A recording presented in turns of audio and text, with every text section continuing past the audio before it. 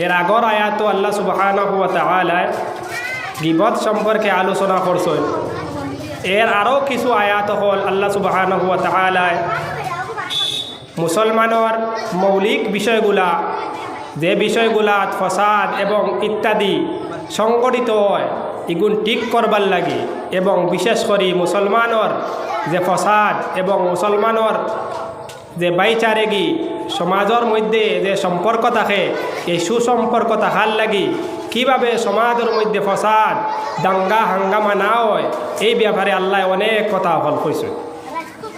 আর আমি যে আয়াত তিলাওয়াত করছি এই আয়াতের মধ্যে ও বহুত গুরুত্বপূর্ণ কথা আল্লাহ সুবহানাহু ওয়া তাআলা কইছে, যেটা আমরা অত্যন্ত জানা খুবই জরুরি। আল্লাহ সুবহানাহু ওয়া তাআলা এই আয়াতের মধ্যে কইতরা ইয়া আইয়ুহান নাস। আল্লাহ সুবহানাহু ওয়া তাআলা ইকানো মুসলমানদের কইছেন না, ইকানো মানব জাতিরে সম্বোধন করে কইতরা ইয়া আইয়ুহান নাস। কিতা কইতরা ইন্না খালাকনাকুম মিন যাকারিন ওয়া উনসা। আমি আল্লাহ সুবহানাহু ওয়া তাআলা কইতরা আমি তোমা তান্ডে এক মর্দ এক পুরুষ তাকি এবং এক আওরত তাকি সৃষ্টি করছি। ইন্না খালাকনাকুম মিন যাকারিন ওয়া উনসা ওয়া জাআলনাকুম শুউবান ওয়া কাবাইলা। এবং আমি তোমার তান্ডে জাতি এবং গোত্রে বিভক্ত করছি। কারণ কিতা লিতাআরাফু, যাতে তুমি তাই একে অন্যরে পরিচিত করতে পারো। এরপরে আল্লাহ কইতরা ইন্না আকরামাকুম ইনদাল্লাহি আতকাকুম। এই জাতি এবং গোত্রর মধ্যে বিভক্ত করা এটার মধ্যে কোনো ফজিলত নাই।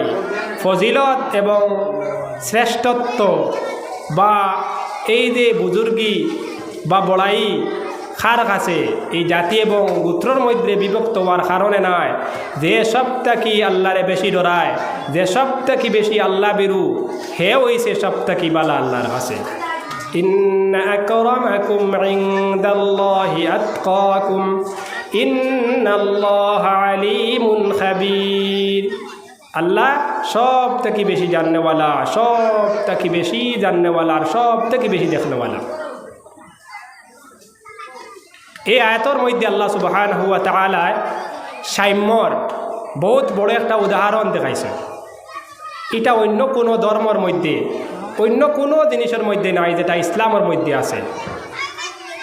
এই কথা কইছেন আল্লাহ সুবহানাহু ওয়া তাআলা যে কোনো মানুষ জাতি এবং গোষ্ঠী এবং বর্ণ বা ইত্যাদি হওয়ার কারণে তার কোনো গুরুত্ব নাই। গুরুত্ব শুধুমাত্র হে যদি পরহেজগার হয়, যত বেশি পরহেজগার হইব, যত বেশি আল্লাহ বিরুইব, যত বেশি আল্লাহ ডরাইব, ও হে আল্লাহর কাছে বেশি শ্রেষ্ঠ। বর্ণর কারণে, জাতির কারণে, গোষ্ঠীর কারণে কোনো মানুষ শ্রেষ্ঠ হইতে পারে না। এটা কিন্তু অন্য কোনো ধর্মের শিক্ষা নাই, একমাত্র ইসলামের শিক্ষা। এর কারণে আমি আগে কইছি এই আয়াতের মধ্যে আল্লাহ সুবহানাহু ওয়া তাআলা মৌলিক বহুত বড় জিনিসরে নিদর্শন দিছেন। এই কথা কইতরা শুধু মুসলমানরে নাই, সারা মানব জাতির কইতরা। মুসলমান হইতে পারে, অমুসলিম হইতে পারে, খালা মানুষ হইতে পারে, লাল মানুষ হইতে পারে, গরিব হইতে পারে, ধনী হইতে পারে, যে কোনো বর্ণ বিশেষ মানুষ হইতে পারে, কিন্তু মানুষ কোনো কারণে শ্রেষ্ঠ হইতো না।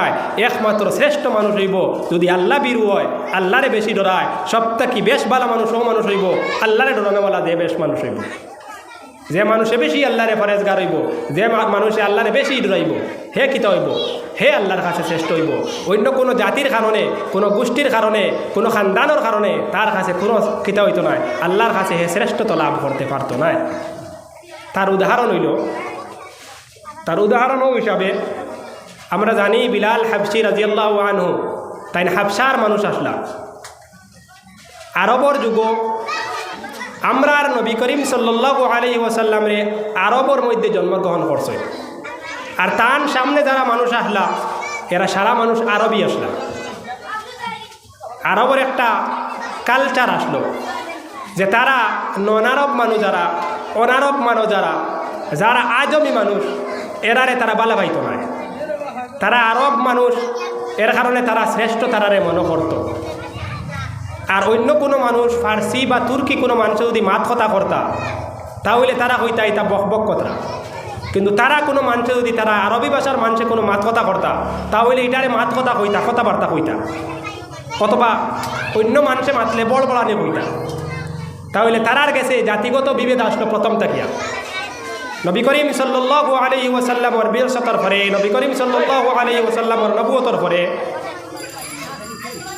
যখন আরবর মধ্যে এই বেদ বিচার আসলো, জাতিগত বেদ বিচার আসলো, আরবর মানুষে তারার জাতির কারণে, তারা এই আরবর এই ডঙ্গর কারণে তারার যে আরবি মানুষ, তারা জাননেওয়ালা মানুষ, অন্য মানুষের গুঙ্গা হইতা। এই বিভেদটা নবী করিম সাল্লাল্লাহু আলাইহি ওয়াসাল্লামে আমলিকভাবে এবং কর্মর দ্বারা মিটাইয়া দিয়া দেখাই দিছ। হরুতায় চিল্লাইও না।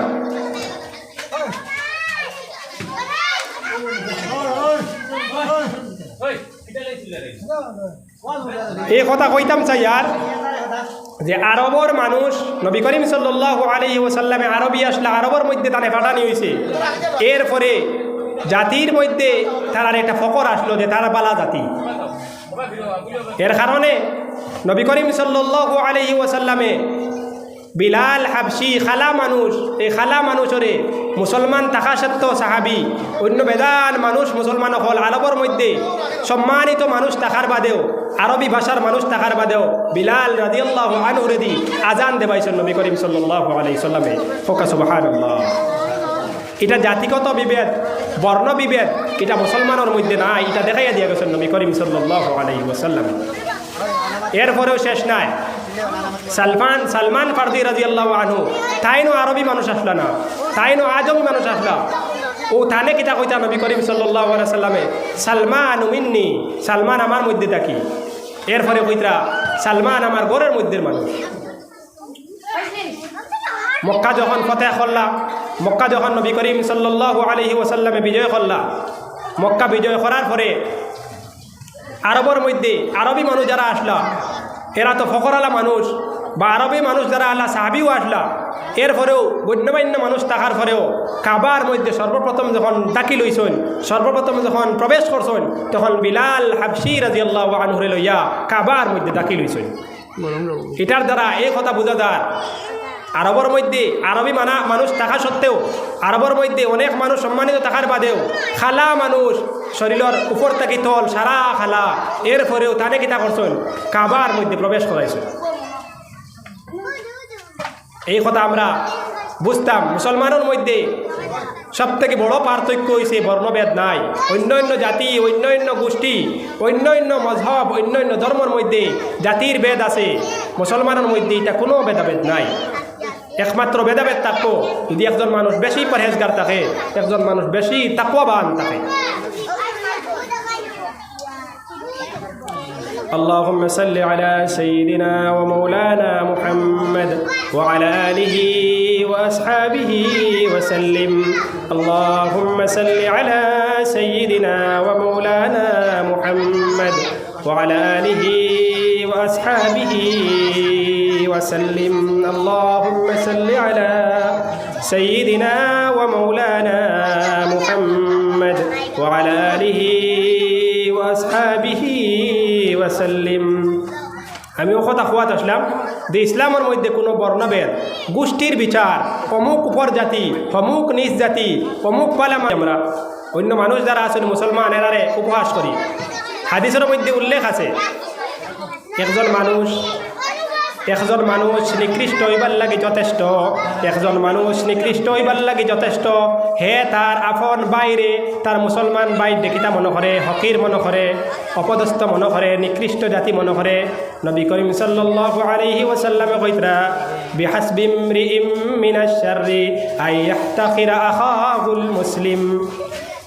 নবী করিম সাল্লাল্লাহু আলাইহি ওয়াসাল্লামে কইতরা একজন মানুষের লাগি একজন মানুষ নিকৃষ্ট হওয়ার লাগি যথেষ্ট এই কথা যে হে তার অপর মুসলমান বাইরে কিতা মনে করে, হকির মনে করে, তার অপর মুসলমান বাইরে নিকৃষ্ট মনে করে, তার অপর মুসলমান বাইরে ছোট মনে করে। একজন মানুষ নিকৃষ্ট হইবার লাগি এই কথা যথেষ্ট যে তার অপর মুসলমান বাইরে নিকৃষ্ট মনে করে। আল্লাহ সুবহানাহু ওয়া তাআলা এই সূরা হুজরাতের অন্য আয়াতের মধ্যে কইতরা ইয়া আইয়ুহাল্লাযীনা আমানু লা ইয়াসকার কওমুম মিন কওমিন আসা আন ইয়াকুনু খায়রাম মিনহুন ওয়ালা নিসাউম মিন নিসাইন আসা আন ইয়াকুননা খায়রাম মিনহুন ওয়ালা তালমিযু আনফুসাকুম ওয়ালা তানাবাযু বিল আলকাব বি'সাল ইসমুল ফুসুক বা'দাল ঈমান ومن لم يتب فأولئك هم الظالمون। এই কথার মধ্যে এই আয়াতের মধ্যে আল্লাহ সুবহানাহু ওয়া তাআলা এই কথা কইতরা এক পুরুষে অপর পুরুষের উপহাস করতে পারতো না। হইতে পারে আল্লাহ কইতরা যে পুরুষের উপহাস করাওয়ার, ঠাট্টা করাওয়ার, হাসি মজাক করাওয়ার এই পুরুষ আল্লাহর কাছে বলা ইয়া আইয়ুহাল্লাযীনা আমানু লা ইয়াসকার কওমুম মিন কওমিন। আল্লাহ সুবহানাহু ওয়া তাআলা তার পবিত্র কালামুল্লাহ শরীফের মধ্যে কইতরা হে ঈমানদার সকল, হে ও সমস্ত মানুষ সকল যারা ঈমান আনছ, ইয়া আইয়ুহাল্লাযীনা আমানু লা ইয়াসকার কওমুম মিন কওমিন। তুমি তাই নেখে অন্যরে এক বেটা মানুষে আরেক বেটা মানুষের উপহাস করিও না, এক বেটা মানুষে আরেক বেটা মানুষের লইয়া হাসি ঠাট্টা করিও না। আসা আইয়াকুনু খায়রাম মিনহুন। হইতে পারে যারে লইয়া তুমি ঠাট্টা করডায়, যারে লইয়া উপহাস করডায়, যারে লইয়া হাসি মজাক করডায় এই মানুষ তোমার থাকি ভালো হইতে পারে আল্লাহর কাছে। আসা আইয়াকুনু খায়রাম মিনহুন। এর বাদে কইতরা ইয়া আইয়ুহাল্লাযীনা আমানু লা ইয়াসকার কওমুম মিন কওমিন আসা আন ইয়াকুনু খায়রাম মিনহুন। এরপরে কইতরা ওয়ালা নিসাউম মিন নিসা আসা আন ইয়াকুননা খায়রাম মিনহুন্না। তুমি তাই এক বেটি মানুষে আরেক বেটি মানুষের উপহাস করিও না, এক বেটি মানুষে আরেক বেটি মানুষের ঠাট্টা করিও না। হইতে পারে যে বেটি মানুষের ঠাট্টা করর এই বেটি মানুষ হে আল্লাহর কাছে বালা। এরপরে আল্লাহ কইতরা ওয়ালা তালমিযু আনফুসাকুম। তুমি তাই নেখা অন্যরা দোষারোপ করিও না, লান তান করিও না। ওয়ালা তালমিযু আনফুসাকুম ওয়ালা তানাবাযু বিল আলকাব। তুমি তাই নেখা অন্যরে কিতা করিও না, মন্দ নাম ধরিয়া ডাকিও না। বি'সাল ইসমুল ফুসুক বা'দাল ঈমান। আর ঈমান আনার পরে এই সমস্ত কার্যাবলী এটা বাদ খাও। এই আয়াত দ্বারা বর্তমানে বিশেষ করিয়া আমরা সমাজও বিশেষ করিয়া সোশ্যাল সাইট যেটা সোশ্যাল মিডিয়া এটার মধ্যে আমরা বেশি অহরহ বেদান দেখতে পাই। বেশিরভাগ মানুষ এখন বর্তমানে সোশ্যাল মিডিয়ার লগে ফেসবুক, হোয়াটসঅ্যাপ ইত্যাদির লগে জড়িত। কিছু কম সংখ্যক মানুষ না হইলে বেশিরভাগ কিন্তু জড়িত। আমরা মুসলমান অনেক বাইয়ান হল আছেন যারা রোস্ট করেন, যারা কিতা করেন রোস্ট করেন। রোস্ট করার অর্থ হইল বাজা, একে অন্যরে হয়ে প্রতিপন্ন করা। একজনের ভিডিও আনি আরেকজনের ভিডিও কিতা করেন হেও প্রতিপন্ন করেন, গালিগালাজ করেন, এনে বাস দেন, বিভিন্ন নামে তারা অভিহিত করেন এই কথাগুলা। এই আয়াত দ্বারা রোস্ট করা বা যে নামেও এই আয়াত দ্বারা কিতা হয়েছে আল্লাহ সুবহানাহু ওয়া তাআলা এই সমস্ত অপদস্থ অন্য মানুষের লইয়া হাজি মজাক করা সমস্ত রূপে হারাম করার দিছে। প্রয়োজন আছে এই সমস্ত কার্যকলাপ থেকে বিরত থাকার। সোশ্যাল মিডিয়া হোক আর সামাজিক যেটাবেলা হোক, বাহ্যিকভাবে হোক অথবা সমাজকভাবে হোক, আমরা গাওয়ালের মধ্যে যে কোনো মানুষের হাসি মজাক করা যাইতো না, ভিডিওর মধ্যেও কোনো মানুষের হাসি মজাক করা যাইতো না। এটাও আল্লাহ চূড়ান্তভাবে হারাম করার দিছেন, এটাও চূড়ান্তভাবে হারাম। অন্য লাইন আছে, যদি কোনো মানুষ অপকর্ম করে, কোনো অসুবিধা করে, তাহলে তার ব্যবস্থা আলাদা হিসাবে আছে। এর অর্থ নাই ভিডিও বানাইয়া তারে কিতা করতাম, অপদস্থ করতাম, তারে বাজি লইতাম, তারে হেও প্রতিপন্ন করতাম। এটা আল্লাহ নিষেধ দিতে, এটা হারাম কবিরা গুনার অন্তর্ভুক্ত। তাই পাওয়া যায় না কিছু মানুষের কারণে, তাই পাওয়া যায় না এই সাইটগুলা, অনলাইন সাইটও আমাদের বাদে এই মানুষগুলায় অপদস্থ একে অন্যরে গালি গালা ইত্যাদি কত জিনিস যে কতরা রুষ্টর নামে বহুত জিনিস, কত মানুষ বার হয়েছেন।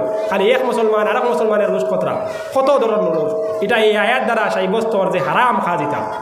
আল্লাহ সুবহানাহু ওয়া তাআলা কিতা কইতা, এক পুরুষে অন্য পুরুষরে হাসি ঠাট্টা করিও না, এক পুরুষে আরেক পুরুষরে মজাক করিও না, এক পুরুষে আরেক পুরুষরে কিতা করিও না, অপমান অপদস্থ করিও না। তা আমরা দেখতে পাই বিভিন্ন ধরনের আমরা অনলাইন হোক আর অফলাইন হোক যে কোনোভাবে কোনো মানুষের কোনো মুসলমানকে অপদস্থ করতে পারতাম না। আমি এই যে সূরা হুজরাত, এই হুজরাতের মধ্যে বিভিন্নভাবে সমাজের অবক্ষয়, সমাজের মধ্যে ফাসাদ, সমাজের মধ্যে লড়াই, সমাজের মধ্যে ঝগড়া, এই সমস্ত দূরীভূত করার লাগে আল্লাহ সুবহানাহু ওয়া তাআলা বিশেষ নির্দেশিকা দিয়েছেন। আল্লাহ সুবহানাহু ওয়া তাআলা, আমি আগে যে কথা কইতাম চাইছি, এই কথার মধ্যে আল্লাহ সুবহানাহু ওয়া তাআলা গীবতর পরে, গীবত এত ভয়াবহ গুনাহ, এই গীবতর পরে এই যে কথা সাম্যর একটা বড় উদাহরণ দিয়েছেন যে জাতিগতভাবে কোনো মানুষ গোষ্ঠীর কারণে বা অন্য কোনো কারণে কোনো মানুষ উপদস্থ উপরে উঠতে পারে না। হে বিশেষ করে কোনো জাতির কারণে হে উচ্চ লেভেলে যাইতে পারে না। শুধুমাত্র উচ্চ লেভেলে যাইতে পারে যদি আল্লাহ বিরু হয়, আল্লাহর বেশি ডরায়, আল্লাহর বেশ নিকটবর্তী হয়।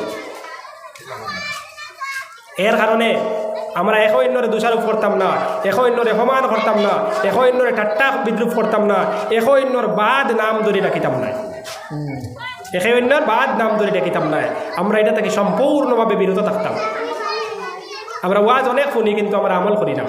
আমরা আজ যদি আরও বড় বড় ওলামায়ে কেরাম হল অনেক খাইবা, আমরা যদি একটা কমসে কম আমল পরিবর্তন করতে পারি তাহলে আমরা জীবনের লাগে সার্থক হইনি।